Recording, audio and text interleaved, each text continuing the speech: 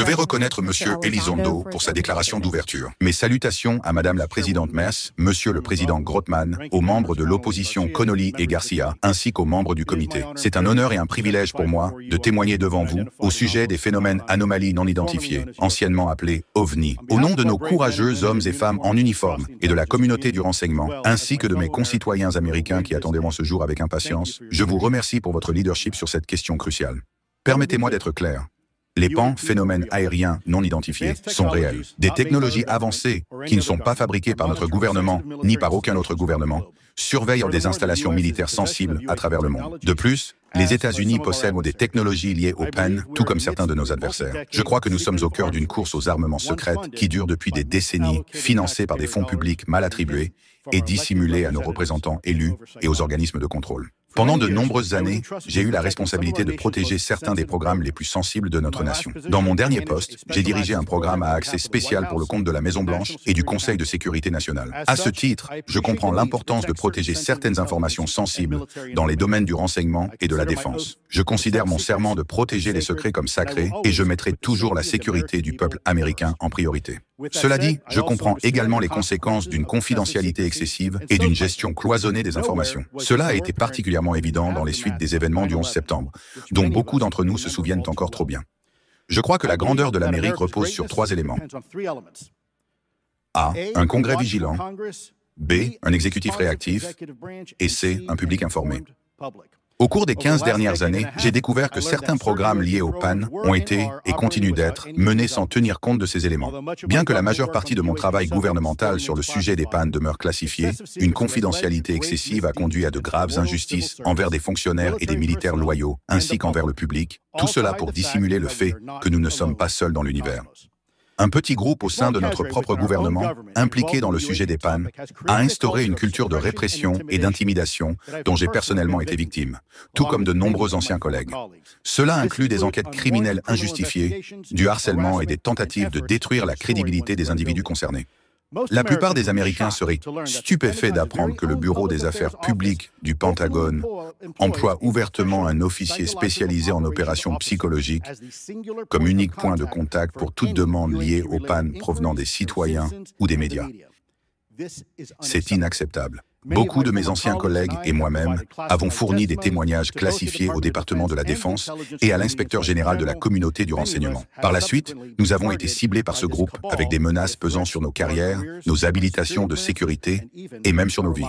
Ce n'est pas une exagération, mais une réalité incontestable. Et cela est profondément injuste. Pour résoudre ces problèmes, je propose 3 actions principales. 1. Le Congrès et le Président devraient établir une autorité unique responsable d'une approche intergouvernementale concernant les PAN. Actuellement, la Maison-Blanche, la CIA, la NASA, le Pentagone, le département de l'énergie et d'autres entités jouent un rôle, mais personne ne semble être réellement en charge, ce qui mène à un pouvoir incontrôlé et à la corruption. 2. Nous avons besoin d'une stratégie nationale qui favorise la transparence et contribue à rétablir la confiance du public américain, particulièrement à une époque où cette confiance est au plus bas. Cette stratégie devrait inclure une approche globale impliquant le gouvernement, les communautés académiques et scientifiques, le secteur privé, ainsi que nos partenaires et alliés internationaux. 3e, le Congrès devrait créer un environnement protégé pour permettre aux lanceurs d'alerte, déterminés à agir de manière juste, de s'exprimer sans crainte. Actuellement, ces personnes souffrent à cause de la stigmatisation, d'un code de silence et de la peur des représailles. Les lanceurs d'alerte doivent être encouragés à se manifester grâce à des mesures qui les protègent contre toute forme de représailles. Des politiques et des procédures doivent garantir cette protection. Pour ceux qui refusent de coopérer, il incombe aux membres de ce comité et aux autres législateurs d'utiliser leur pouvoir de citation à comparaître contre les témoins hostiles et de couper les financements publics à ces initiatives liées au PAN qui échappent à la supervision du Congrès. En conclusion, nous, en tant qu'Américains, n'avons jamais eu peur des défis. En réalité, nous prospérons grâce à eux. Qu'il s'agisse d'éradiquer la polio ou d'aller sur la Lune, nous ne fuyons pas devant un défi, nous l'affrontons de front. À l'administration et au Congrès nouvellement élus, je dis ceci. Nous avons besoin d'une transparence publique immédiate. Et cette audition est une étape importante sur ce chemin. Si nous abordons la question des PAN de la même manière que nous, en tant qu'Américains, avons relevé d'autres défis, nous pourrons restaurer notre confiance dans nos institutions gouvernementales. Ensemble, nous pouvons inaugurer une nouvelle ère de gouvernement responsable et de découvertes scientifiques. Je crois que nous, en tant qu'Américains, sommes capables d'accepter la vérité. Et je crois également que le monde mérite la vérité. Merci, éminents membres du Congrès, pour le temps que vous m'avez accordé aujourd'hui. Quel département du gouvernement américain vous a fourni ce document? Je dirais le département de la Défense. Malheureusement, je ne peux pas en dire beaucoup plus que cela. Vous avez spécifiquement mentionné que ce document stipule que vous ne pouvez pas parler de récupération d'accidents. Eh bien, vous savez, on ne peut pas parler du Fight Club s'il n'y a pas de Fight Club. Correct. D'accord. Je fais juste une observation. Donc ce document que vous avez signé, dont vous dites qu'il existe, stipule spécifiquement que vous ne pouvez pas parler de récupération d'accidents.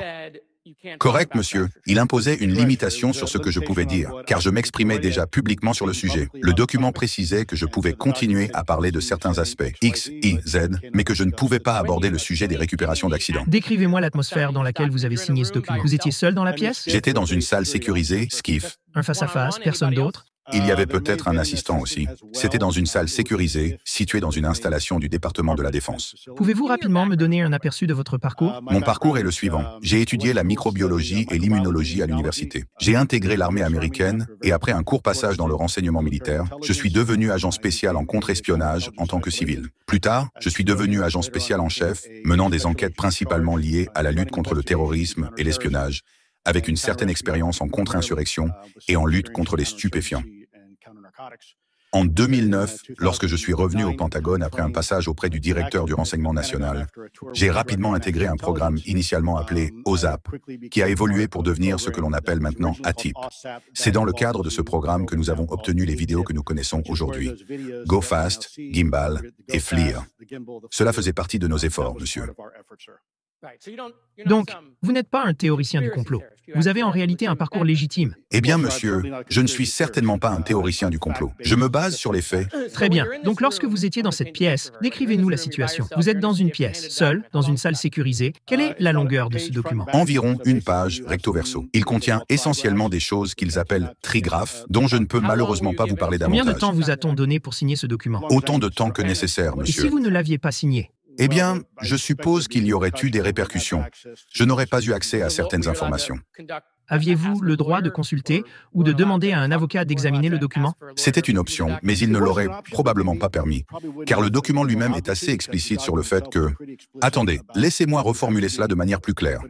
Il existe certains documents au sein du gouvernement américain qui permettent à des individus d'avoir accès à certains programmes. Qu'il s'agisse d'un programme à accès spécial, Special Access Program, ou d'un programme à accès contrôlé, Controlled Access Program, SAP, CAP ou autre. Combien de personnes doivent signer ce type de document? Cela dépend du nombre de personnes qui auront accès à l'information, monsieur. Pensez-vous, juste pour le compte-rendu, que le gouvernement fédéral ou une partie du gouvernement fédéral dissimule sciemment des preuves sur les pans au public? Oui, monsieur. À 100%. Oui. Oui. Merci. Je voudrais également, simplement pour le compte-rendu, poser la question à chacun de vous, bien que beaucoup d'entre vous l'aient déjà mentionné. Selon vous, que pourraient être ou que sont les pans? Des preuves solides qu'il s'agit d'une intelligence non humaine supérieure. Je rejoins les commentaires de mon collègue, monsieur. Je ne sais pas vraiment. Je ne sais pas, mais nous devons le découvrir. Très bien, merci. Comment définiriez-vous les termes biologie non humaine ou intelligence non humaine? De quoi parlons-nous réellement, amiral? Et nous poursuivrons ensuite avec les autres intervenants. Je ne pense pas qu'il soit exagéré, en considérant la diversité de la vie sur notre planète et l'immensité de l'univers, d'imaginer qu'il existe d'autres intelligences non humaines, plus variées et de plus haut niveau à travers l'univers. Et c'est probablement cela qui nous rend visite. J'adopterai une approche scientifique. La définition serait la capacité de réagir à un stimulus d'une manière nécessitant un processus de réflexion intellectuelle. Je ne sais tout simplement pas. Je pense que nous devons faire preuve d'humilité dans nos hypothèses. Nous cherchons une intelligence qui pourrait être biologique, mais qui pourrait aussi ne pas l'être. Non biologique? Mais quelle forme d'intelligence non biologique? Qu'est-ce que cela signifie exactement? Intelligence artificielle, apprentissage automatique, machine. Nous avons tendance à supposer que toute intelligence ressemblerait à la nôtre. Pourtant, chaque fois que nous scrutons l'univers, nous sommes confrontés à notre ignorance concernant les formes d'intelligence et ce qu'elles pourraient impliquer. Je peux vous assurer que je ne suis probablement pas en mesure de répondre pleinement à votre question, mais je pense que la réponse ultime nous surprendra tous.